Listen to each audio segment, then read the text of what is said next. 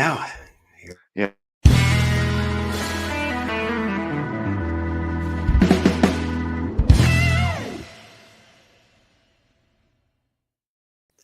Good afternoon, everybody. Behind the Book Live. Here we are again. I'm here with my good friend Mike Wolford, and he is the guru when it comes to AI. And we got a book we're going to talk about today, The AI Analyst. I mean, this book is not out yet. It's been in the makings for about a year, but here he is, the one and only to the stage, Mike Wolford. What's up, buddy? Hey, Richard, it's been a minute. How are you? Good, man. I'm always good. You know that, man. So, dude, I love your background. Love everything that you did about this book that I got briefly the little sample to like look at it. And I'm telling you what, the in-depth part of this book, man, about the AI analyst. I mean, it's amazing. So, can you just tell a little bit? Let's go back. Let's just rewind and go back. And what made you write this book? Because I think it's been like Yeah, in a year in the makings, right? for sure. This one did take a year. Um, and it's because it's what I felt like after I wrote the AI Recruiter. I got to travel, and I got to meet a lot of people in industry and hear their feedback. And I got to look at a lot of tools and I got to see a lot of vendors. And this is the part that I saw that was missing. So like we're getting better at automating outreach and follow-up and scheduling and phone screens, but we're still not data driven. We're automating things, but we're not doing it with a data driven purpose. And so that to me is a missing piece of the puzzle. Also, I'm in TA. I've been here with the rest of us as we've suffered and as we've been laid off and as we've been let go. And this isn't the first time this happened to us, right? Some of us remember 2020, this happened. Some of us remember 08, 09 when this happened. So like this keeps happening. And to me, if we keep doing the same thing over and over again and Mhm. expecting a different result, we're actually crazy. So to me, the reason I wrote this is because we need to become the actual business advisors. We need to understand talent intelligence and data as a profession in order to continue to survive and provide value. This is what we need. This is what we don't have. And what I'm excited to see is as I've been traveling, I'm seeing more and more talks in talent acquisition about talent intelligence and the importance of understanding what your competition is paying, how many jobs they have open, what skills are they hiring for, thinking strategically about locations now that we have all these return to work mandates, right? This is talent intelligence 101. And it's something we're honestly still way behind on. And so this is why I wrote this. The other reason was I knew we needed this and I knew we couldn't do it. Like, I'm not an analyst. I know what predictive analytics are, but I can't do them myself.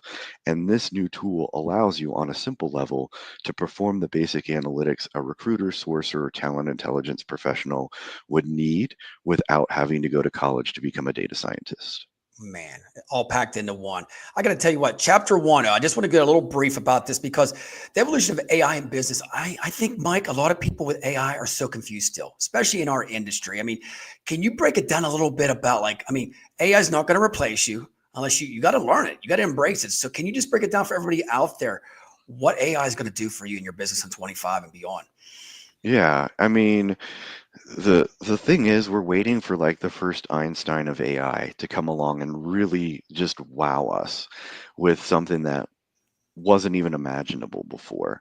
So I leave the door open in 2025 for a moment like that because we've now had a couple of years of this technology being out in the hands of the public. And there are a lot of really, really intelligent people out there who are really clever and creative. And I'm looking forward to the unexpected surprise of 2025. That said, the rest of what you can expect AI to pick up in the next 24 months or so will be phone screens. Initial phone screens are going to be handled almost exclusively by the AI. Scheduling will get handled by the AI. That makes total sense. Although it is busy work, and I feel like some people miss their busy work, it actually really isn't a value add. So sourcing, the outreach and sourcing, the individual outreach and sourcing is going to be taken over by AI. I feel like sourcers will probably be more like managing campaigns rather Mhm. than managing individual pipelines. And to me, that'll be the biggest transition in our career as AI starts to take over. certain functions, is we're going to move from a very tactical profession where we're responsible, one person for one job, for more to strategic, one person for one pipeline. And you'll be managing the candidates through that pipeline and prepping candidates for interviews and debriefing candidates and prepping your hiring managers. They don't know how to interview. They're terrible at it. No. Can you say that one more time, Mike? Come on, one more time. Do it. Prep your hiring managers how to interview too. Tell them what questions they can and can't. Yeah. Help them learn to sell and to close because they're your biggest ally in closing. And as you train them, they come to trust your expertise. So it's a win for everybody. But this will allow you to have the time to do things like that, to actually be an advisor to the business. And this is the part where talent intelligence kicks in because that's the second part of the business. The first part will be tactical delivery on a pipeline. The second part will be reporting.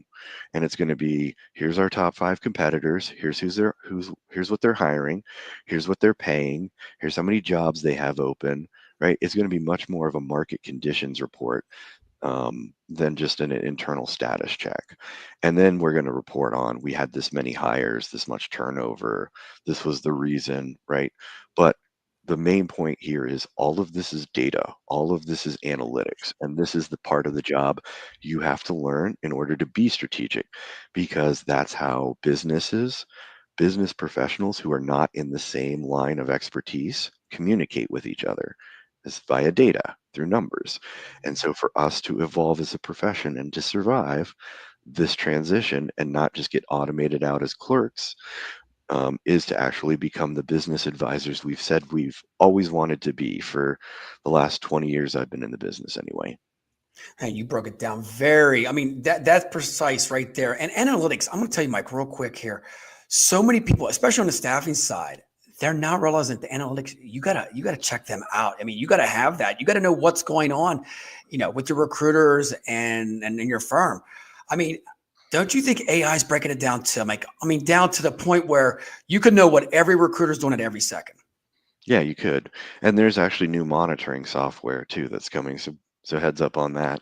Um, but yes, this is a new measure, paradigm of productivity. And again, we're going to be doing less and less of the actual work. In the future, it's the articles are going to be how to get your AI to write the most engaging messages to your sourcing pipeline, not how do you do it, right? And it's going to be effectively the same sort of training, but use adjectives and avoid superlatives and mention specifics and transition between paragraphs with a question, telling it what to do rather than actually doing it. Write this outreach message like your Steve Jobs ghost, like, Hmm. right? The creativity part is where we come in. And to me, that's exciting because I don't know about anybody else, but after I interviewed my like 500th .NET developer, I kind of got tired of being like, would you like fries with that? Um, asking the same question over and over and over again isn't necessarily the most intellectually stimulating activity. So the job's changing, and high level, we're moving from tactical delivery to strategic management. I mean, it is exciting. One thing that I do want to touch base, and you touch base in the book, and this comes up all the time, understanding AI bias. I mean, Mike, explain that to people because, at the end of the day, they're saying AI is so biased toward everything, but you just summed it up off stage here. It's the information that you give it. Yeah. So we have in the moment the desire to give our AI every shred of information we could possibly give it. And that's not necessarily wise. I mean, you have a refrigerator, you don't want to eat everything in it all at once. That wouldn't be, no matter what's in your fridge, eating it all at once, not the best idea. And so AI bias is about figuring out what do you want. Like, if you want to make a meal, you don't need everything in the fridge. And so you only need the ingredients specific for what you're making. And that's the same sort of idea with AI bias. If you put everything in there, it's going to look for correlations between information that's irrelevant, and that will cause bias. So, for example, my first name and my last name. is information that is completely extraneous to my capability and my ability to perform a job. You remove that information, and not only does a lot of human bias go away from the process, the AI bias goes away. And so, to me, the best way to guard against AI bias is to make sure that you're only giving it information that's relevant to its task, so that as it's making correlations between the things that matter and not between the things like the person's gender, their first name, and their percentage chance of getting hired based on the genders that have been hired in the past, because that's what it's doing. So it's measuring that if you give it that information. If it doesn't have that information, it never makes that leap, and you don't have that problem. So honestly, the first step in bias is recognizing that it happens, and then second, being thoughtful about the data that you give the AI while it's making decision, and restrain that and restrict that information to that which is specifically relevant to the decision you're having it make. You did it well, man. So I think you have like 10 chapters in here. So I got to ask you real quick on a side note, like what made you decide which chapter to which? I mean, did you like switch them around? Said chapter 7 is going to be this, chapter 8? I mean, Yeah. behind writing a book, I mean, it takes a little bit like you're like, do I want to make this at the end or is this in the middle? So I tried to um, teach it like you've never heard of it before. So first is like the history. Then the chapter one is like the history of AI in business. Where's it come? What's it done? What's the impact? Give you a timeline so you understand where we are um, as far as what's happening. Um, and then the four chapters after that are just explanations of the different types of analytics that exist, predictive, prescriptive, etc. So I wanted to explain those concepts to people who were like me, who are not analysts. And then inside those chapters, there's different examples of the predictive analytics. So that'd be a forecast, for example. And so how do you do a forecast? Well, you put in the information, this information, and then you give it this prompt, and you should get out this type of answer. And so it's really just the first 4 or 5 chapters is really introduction to the different types of analytics that exist, and then how do you actually do them inside of TA. Once we get to chapter 6 and 7, we start talking about the mechanics of how it works, the ethics, the legal Mhm. considerations, other things you have to think about when you're doing that. And then chapter 9 at the end is really bringing it all together and taking all the prompts that are in the book, because I there's a lot of examples of how to use this for a specific type of analytics, and then use everything you've learned in the book to then create your own agent. Because to do anything beyond very simple and very basic analytics, you're actually going to need to create an agent. And that maybe is the last part of the answer to your question of why I wrote the book, is because this is also a skill I think we're going to need. Not only are we going to be able to understand and present the analytics, but we're also going to have to be able to build our own custom tools. That will be a bullet point on resumes of recruiters in the future, I guarantee you. Build Ooh. my own custom AI tools. Promise you that will be a bullet point on a resume in the future. I love it. I love it. And seriously, just driving into that on chapter 8, well, I really want to deep dive into this because emerging trends in AI, everybody wants to know what's going on in 25 and beyond. I mean, you break it down a little bit, but just give us that chapter there, how people can, like, when they read this book, when it comes out, how it's really going to change the way they think. Yeah. So we're actually finally moving into the kind of the next phase of AI, which is embodiment. That's what 2025 will be. Figure AI, if you're watching, is probably the next GPT in my mind. They'll be the next company that takes the world by storm.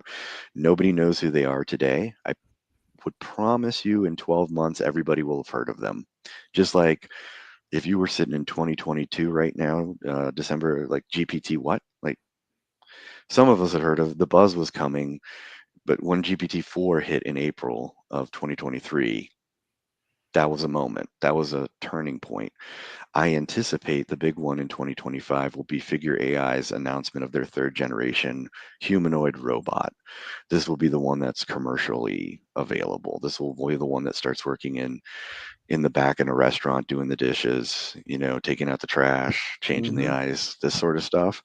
2025 is when I anticipate us getting that big announcement. But from our perspective, what's going to happen is we're going to see two different things. First, we're going to see the big companies come out with tools, AI tools, the Workdays and of the world and the Ronstads of the world. We're going to see AI recruiters, AI sourcers, AI schedulers. We're going to see a whole batch of these type of AI powered CRM ATS tools. So learning that will be important this year, is how to actually learn them, because they're also going to be doing a lot of matching for you. And that's something that you need to understand as a recruiter before you really engage in it. So that's something to learn. Um, but this will be the year that we see the commercial automation really take off. 2024, we saw it out there. Now we're starting to see adoption by bigger companies, right? And we're seeing shifts in hiring patterns and hiring skills now in the market. So these new jobs, the sourcing pipeline manager job, the recruiting manager, the recruiting manager won't be the manager of the recruiters. It'll be the manager of recruiting. You know what I mean? The recruiting process. So similar titles, but different jobs. And just be prepared for increased automation in 2025. And again, if I was in a recruiting sourcing seat, I would be learning talent intelligence. I would be learning how to build my own AI agents, because that's what's going to keep me relevant. And also, it honestly just makes you faster. It does. Staffing is where we've seen the first adoption of these AI tools. And it's because, one, coming from staffing, I toot my own horn a little bit here, but we have the sense of urgency. Um, and also, it directly impacts us. Where if you're a corporate recruiter and you save the company $50,000 or $100,000 from subscriptions from LinkedIn, that doesn't matter. If you make 5 extra placements, that doesn't matter. But if you're a staffing agency recruiter and you save $100,000, Oh my God. that Yeah. matters. If you're a staffing agency recruiter and you make 5 extra placements, especially at the end of the year when you're in the bonus, that definitely matters. And so to me, this is what I would be focused on, is we're actually staffing is really poised to be in a great spot. I also see an uptick in hiring. We finally seem to have turned the curve. The market, I don't think the market really cared what happened. It just wanted to know what was going to happen. And I Hmm. think all the uncertainty around the election and around interest rates, those two factors of uncertainty, were really holding the market up. And now that we know what the Fed is going to do, and now we know the outcome of the elections, everybody can be like, okay, well, there's no more uncertainty. Now we know. And that actually makes things better. And so I would anticipate we'll see Q1 start to really pick up, and hiring start to pick up again. And we won't go back to like 2022 Oh, I hope not, ever. Mike. Let's not do that, man. That's a distant memory. Right, but I believe we'll get back to more semblance of normal. That Hmm. said, over time we will continue to lose jobs. Automation will continue to make those of us who remain more effective, which means we could fill more jobs in less time, which means you need less people. And that will continue, that trend on the industry overall will continue, even though hiring will increase. You know what I love what you said about that is what I'm taking from it is, if you're a recruiter now or you're a source or anything like that, you got to start embracing AI. You got to start doing certifications, learning. I mean, it's not too late right now. I mean, even in December, I mean, sometimes people are taking some vacation, jump on a course. Mike, is there anything out there? Like, is there any courses that you can maybe throw out there that somebody should jump on now? Is there any that you can give some insights? Well, not to promote myself too much, but I'm putting together another boot camp There you go. um, to do in, I think, January or February, Yeah. where I will be teaching effectively what the content of the book, in a boot camp style.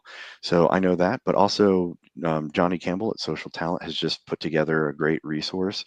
Okay. If you go to his Facebook page or one of their socials, they're offering their training for free if you just say you want it. Social Talent's got great content.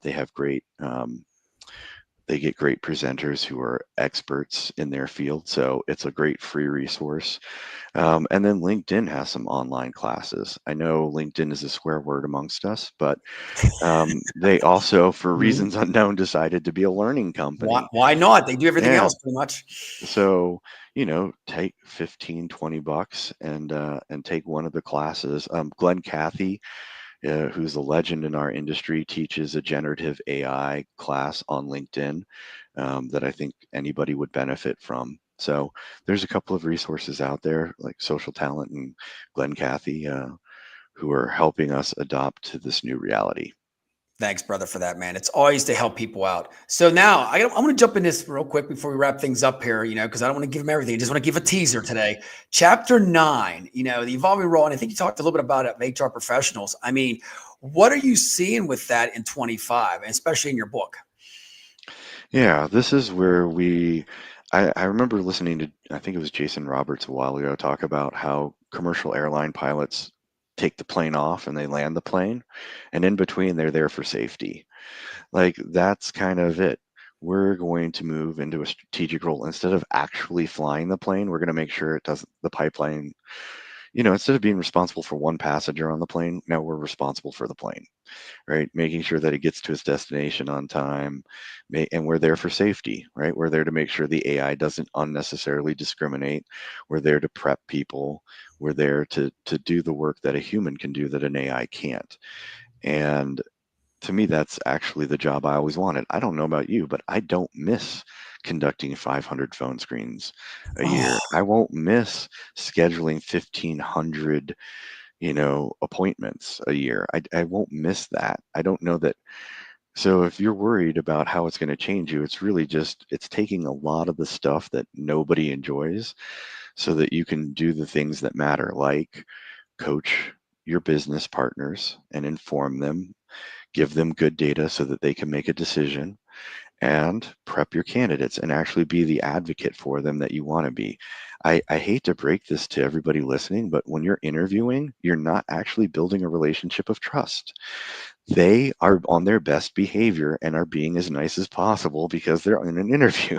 that's So you're part of the right. reason why I wanted to be a recruiter is I liked dealing with people who were purposely being nice to me. I thought that was great. Um, so, take that into consideration that the relationship of trust you feel like you're establishing by interviewing somebody is a false sense. Now, if you really want to establish a relationship of trust with someone, you help them. And if you prep your candidate for the interview, you're actually helping them. And so now you can actually build a real network of people to call on when you need it because people are much more willing to help you when you've helped them in the past. Man, you summed it up. Okay, so here we go. Can you give a couple AI tools that you highly recommend right now? Is there a little secret you can get out there, Mike? I mean, you're the expert in this. You know a lot of stuff going on there. Is there anything that somebody should jump on maybe now and check it out? Yeah. The big LLMs right now are still really the dominant players, um, led by OpenAI with Sora now coming out this week, which is Okay. their audio or their visual and video product that they've just unleashed. So these guys have the resources to train these models. It took something like $1 billion to train OpenAI's GPT-4, and something is insane, some insane number like 100 billion to train the next. So, but these AIs are on a curve, right? The Mhm. more information they have, the better they perform. So, as far as performance goes, we're still in the stage of early stage where the market leaders who got out to the first, the Microsoft and Googles of the world, um, they're still in front. But what's interesting is now Google's monopoly has been broken. Google's monopoly on search has been broken. And that's kind of the big takeaway here is now there's actually competition again. And so, we've seen, Claude and a few, Mhm. Anthropic make a play. You see OpenAI making a play for hardware now because they don't think software is going to be it. So, truth be told, there aren't any models out there that are especially better than anybody else right now because the bigger models are coming up against the upper limit of the available data. Oh, So really, it's just kind of a wash at this point. What we're waiting for is kind of the next iteration. That's what I'm saying. Like we're near the top of where we're going to get from LLMs, I think. I may be wrong. The next generation, um, won't be trained. Will be trained on about basically the same amount of data, but they're trying to get it to do reasoning now. So it's no more about how much information they can put into these models. I think they've reached kind of close to the top. Now they're tuning them to see what they can get them to do with the data that they already have. And that will probably be iterative until we get embodied AI. There you go. Wow. Okay, Mike. So when is the book coming out? I mean, I know it's in the press right now, getting printed and getting finalized, right? Yeah, yeah, it takes about 4 to 6 weeks to go through that process. Okay. So hopefully end of this month, middle of January at the latest is when we'll be available online. Online, Amazon, correct? Amazon for sure. Yeah. Oh, awesome. And the cover. Come on. Any little tidbits about the cover you got going on there? I haven't even met with the cover artist yet, so no, sorry, unfortunately. But it'll probably be kind of thematically similar to the AI recruiter cover. I love that one too. I like the bold font you had on it and stuff like that. It's like you can see it a mile away. You know, it's like, Yeah. boom, there it is, right in your face. Any final thoughts you want to give anybody out there before we get out of here about your book or anything like that, man? Yeah, just if you decide that this is the profession you want to stay in and you enjoy helping people find a job and that's rewarding for you, stay, but learn. This is actually an opportunity for us to be able to do the job the way we've always imagined it. Um, the administrative work and trying to review 500 resumes of people who applied is a thing of the past. And it really wasn't a fun job anyway. That part of it wasn't. No, not at all. What we liked, and I don't know about what you liked, but what I can say from what I liked about the job is calling somebody and saying congratulations. Like that's the best part of the job to It's me. the biggest high ever. It's like a high, isn't it, Mike? It is a high. And to me, if you like that, if that's what you want to do, stay in this profession, learn how to use AI to take away the busy work so that you get to do that more often. You said it. Okay, we got a question here real quick before we get out of here. What do you mean by embodied AI? Oh, okay. Embodied AI means AI that is powering a robot. So we're seeing a lot of like Tesla has a humanoid robot. That means they look like a person, 2 legs, 2 arms, a head, torso, this sort of body plan. And this has been the new upgrade in robotics. So they're taking these large language models, placing them inside of the robot because they're actually much smaller. And instead of trying to teach the robot how to walk, they tell the LLM walk, and then it figures out what gears it needs to move in order to accomplish the task. So that is a huge change in robotics and is the last real missing piece of the puzzle before we have robots that do your laundry and drive your kids to school. There it is. Behind the Book Live. We are closing the chapter. If you guys get a chance, make sure you check out Mike's book. It'll be coming out soon. I'm sure I'll be posting it too. Hey, brother Mike, thank you so much for this 30 minutes of insight on AI, man. You are a guru when it comes to this stuff, man. I love it. Thanks, Richard. Thanks for having me on. Anytime, buddy. We'll see you guys next time. Take care.